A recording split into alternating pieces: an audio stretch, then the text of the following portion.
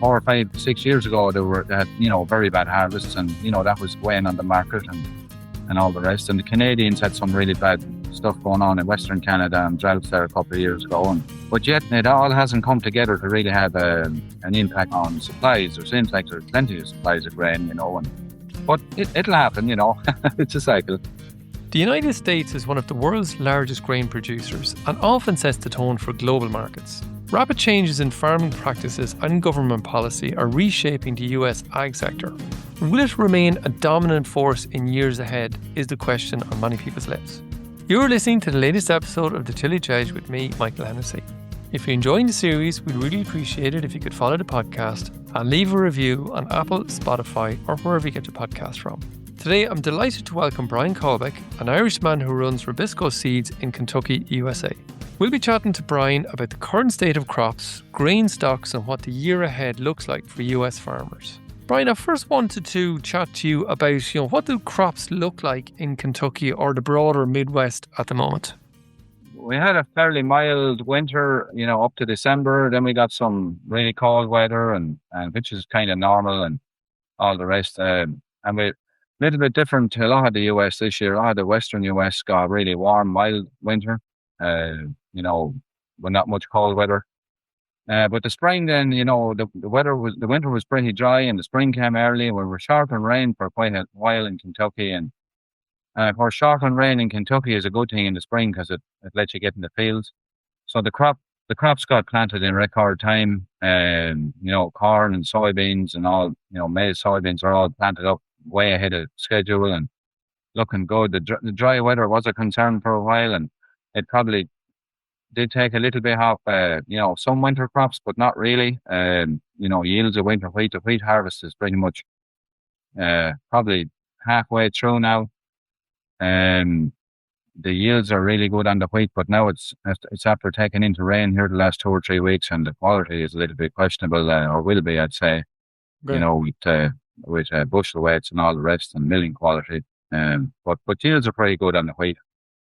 Kentucky's really done pretty good this year with the weather. So okay, yeah. So in lots of the United States, you kind of hear people talk about getting enough moisture over the winter, whether that's snow or otherwise, so that it actually permeates into the soil, so you have enough of a reserve to actually support yield. Not so much in Kentucky. You tend to get a bit more rain, or is that just slightly different this year? Yeah, so we're a little bit off this year, but we get over 40 inches of rain every year, so it's really not. Okay. We get surplus water, but if you go back out west into the wheat areas, where most of the winter wheat's grown, they've had a terrible time, and the wheat crop is awful out there, and probably a lot of the wheat was baled up and made hay out of in March because it wasn't going to make anything. So the wheat acres are down, and the wheat yields are down, and all the rest will be down by the time it's all said and done. And I think that was probably the bit we were hearing a little bit about here in Ireland in terms of the very dry weather and, as you say, wheat not looking great, but that's still only a small proportion. Not a small proportion. It's not. Corn is still the biggest crop over there. Corn and soybean is probably still the biggest ones, are they? Yeah, I mean, they grow wheat everywhere in the world. So there's wheat being harvested somewhere every day. So sure. Yeah, the wheat here it has caused a bit of a uptake in the market, to be fair. Wheat probably broke over €200 a ton here for a while here a couple of weeks ago, but it's after coming back a little bit now since the harvest is happening. And I mean, there is wheat. It's just not as much of it, And the rest of the crops, or what's your impression, or what you hearing from the rest of the continent there in terms of, like say, maize being the biggest one? I presume that's all in now at this stage and firing along nicely, is it?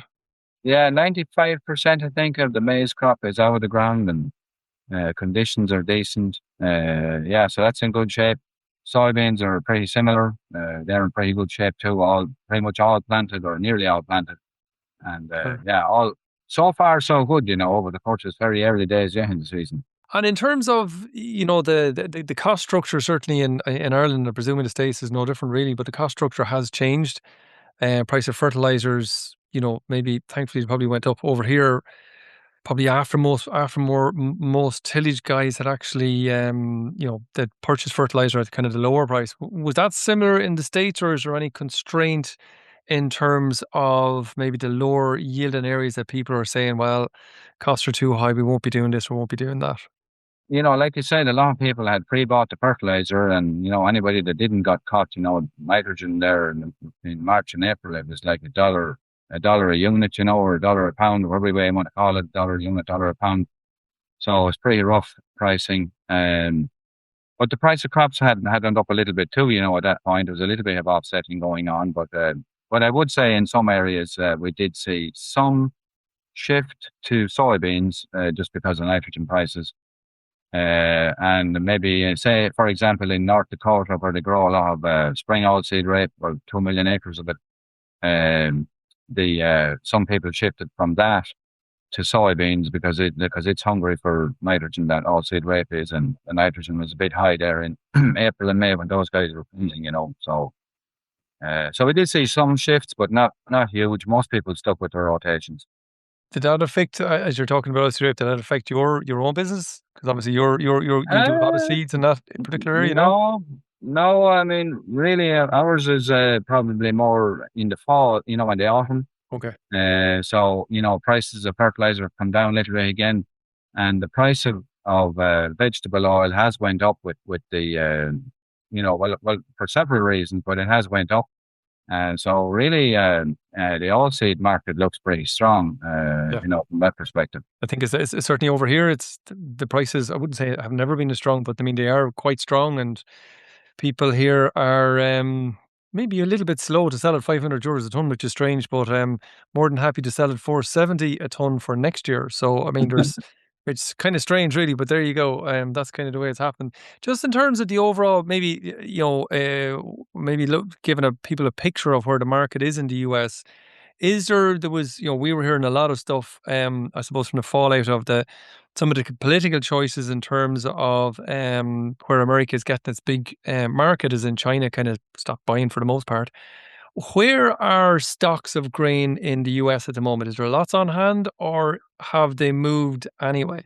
They're moving anyway. It seems like the international market deals with that stuff, and if it doesn't go directly to some place, it goes indirectly, and there's also, the feed industry here is fairly strong, of course, and so it mightn't be quite going to the same place all the time, but it's still moving pretty strong. There's high demand for grain. You're not looking at a situation where there's half full stores that might struggle with the harvest later on. There's more than enough after being shifted.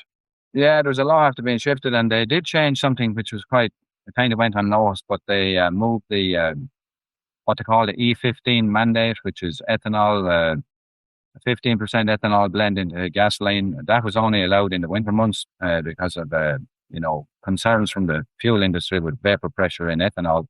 Sure. And but now that mandate's been extended now, and for all year round. So now you can put ethanol in, full, 12 months of the year into the gasoline supply. And so that's really going to help the corn, the maize market take off a lot of ethanol, because there's a lot of ethanol plants in the US and they're running strong, all the time. Okay. So that's going to take away some of that. But of course, it will leave a good bit of distillers' grains, on the market for feed and all. So that's a good thing for the feed industry. But it's still strong. There's more than enough kind of strong local markets as well as exports there hasn't really been that much of a depression, I suppose, based on the fact that people couldn't get markets. Markets are there still. Yeah, it seems it's moving out. We haven't really seen any issue with that. It seems like at this point, anyway. Okay, I've been wondering over the last, I suppose, maybe 10 years, that you kind of look at grain prices and you kind of hope as a tillage farmer that they're going to increase a bit given the costs, but they're flat on the floor at the moment just because, I suppose, of the amount of grain that's produced across the world. But the thing, I suppose, that strikes me is that the world seems to be going from record harvest to record harvest, and America is kind of one of those places where it used to have places where it had a bit of a crash in harvest. But for the last number of years, 10 years or more that I can remember, at least anyway, it's had a very steady market, steady output, I should say, in terms of overall tonnages kind of coming through the system. Is it all GM that's driving that, or is there a bit more to it than that?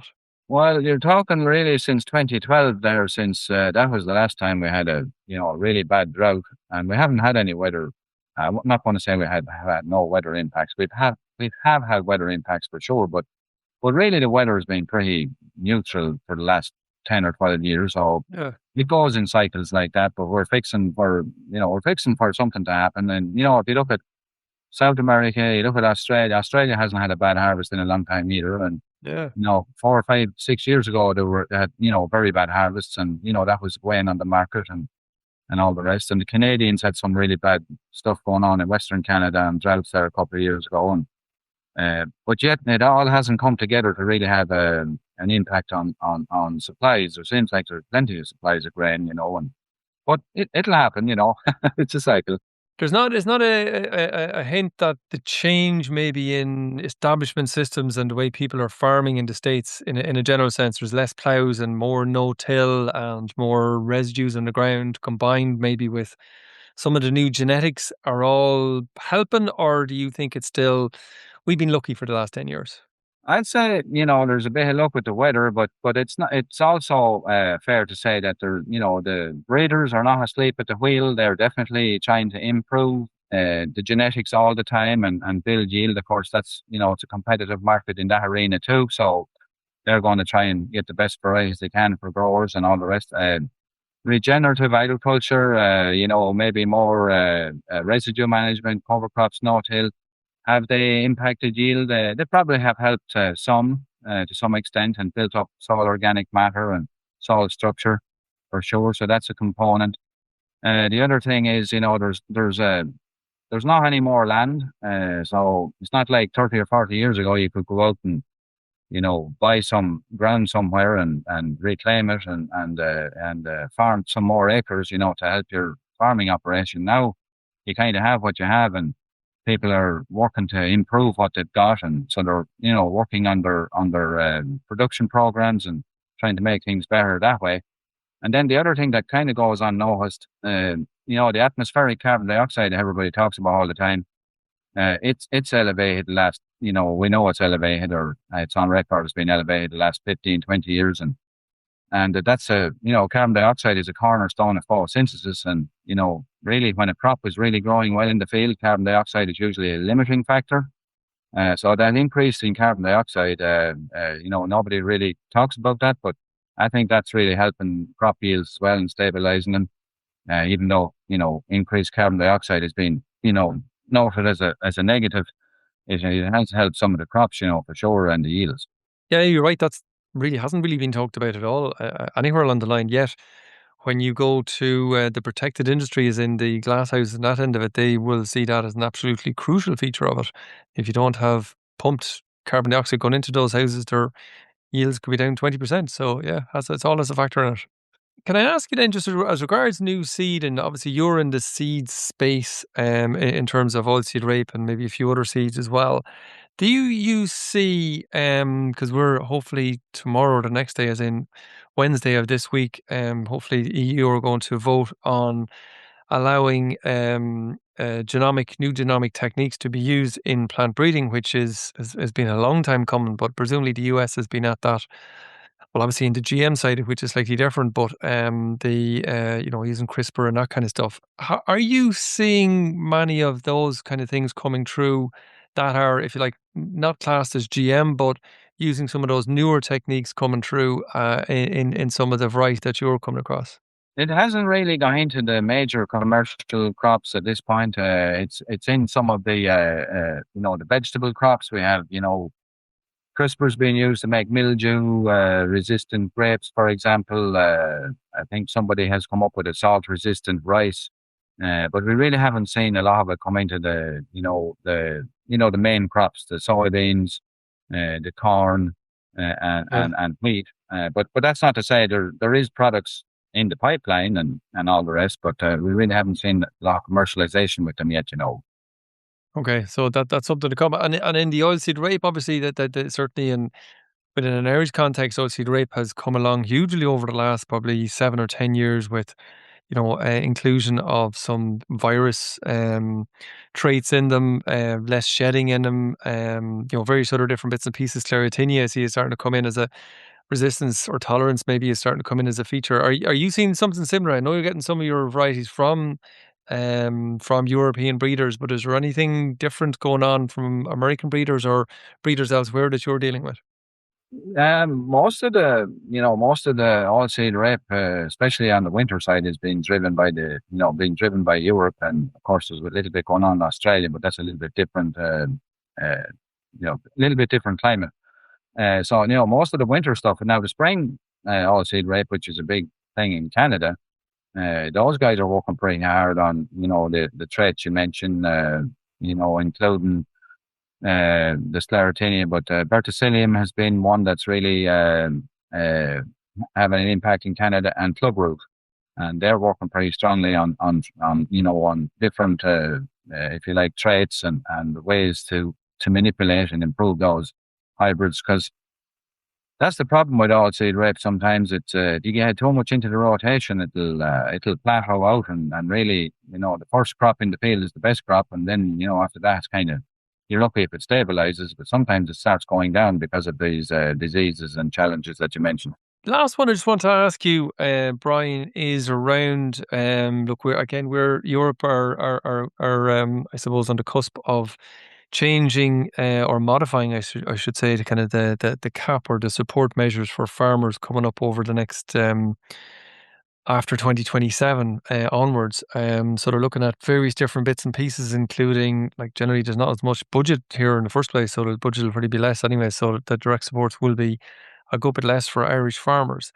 But are you seeing anything, coming through from, local policy or even national policy measures that you think to yourself, geez, you know what, that's working really well for Kentucky farmers or maybe farmers in that general area.